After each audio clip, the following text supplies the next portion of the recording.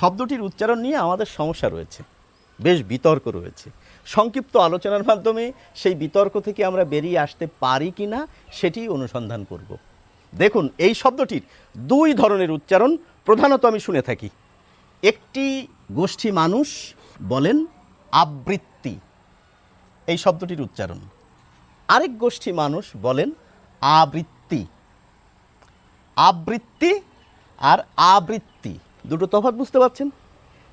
এই শব্দটি যখন বলছি দুটো ব আসছে উচ্চারণে, আর এই শব্দটি যখন বলছি একটি ব আসছে উচ্চারণে। তো সাধারণ বাঙালি, শিক্ষিত বাঙালি এটি বলে থাকেন। আর কণ্ঠানুশীলনের সঙ্গে যারা যুক্ত, যারা প্রমিত উচ্চারণ করতে বলেন, কবিতা বা নাটক শিল্পের সঙ্গে যারা যুক্ত, তারা বলতে চান এই শব্দটির উচ্চারণ হচ্ছে এটি, আবৃত্তি। তো এই সমস্যাটি কেন হচ্ছে আমরা একটু বোঝার চেষ্টা করি। দেখুন, একটি সহজ উদাহরণ নিলাম।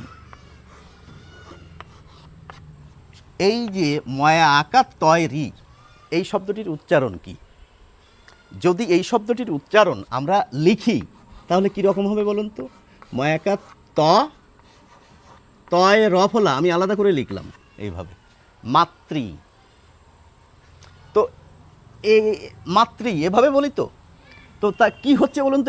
এখানে কিন্তু দেখুন দুটো ত আসছে। তো এই দুটো ত কেন আসছে?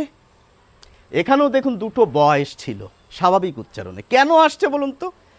রিকার যদি শব্দের শেষে অথবা মাঝে থাকে, যার সঙ্গে যুক্ত থাকে, সেটি দুবার উচ্চারিত হয়। এটি বাংলা উচ্চারণের স্বাভাবিক রীতি। সেই রীতি মেনেই শিক্ষিত বাঙালি, সাধারণ বাঙালি শব্দটির উচ্চারণ করে থাকেন আবৃত্তি।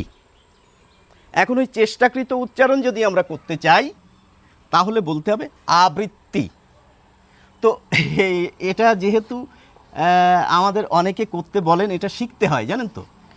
এটা যখন শিখতে হয় তো হঠাৎ করে আপনি এটার থেকে এটা বলতে পারবেন না, আপনাকে চেষ্টা করতে হবে একটি ধাপে ধাপে। আমি সেই ধাপটা একটু দেখানোর চেষ্টা করি।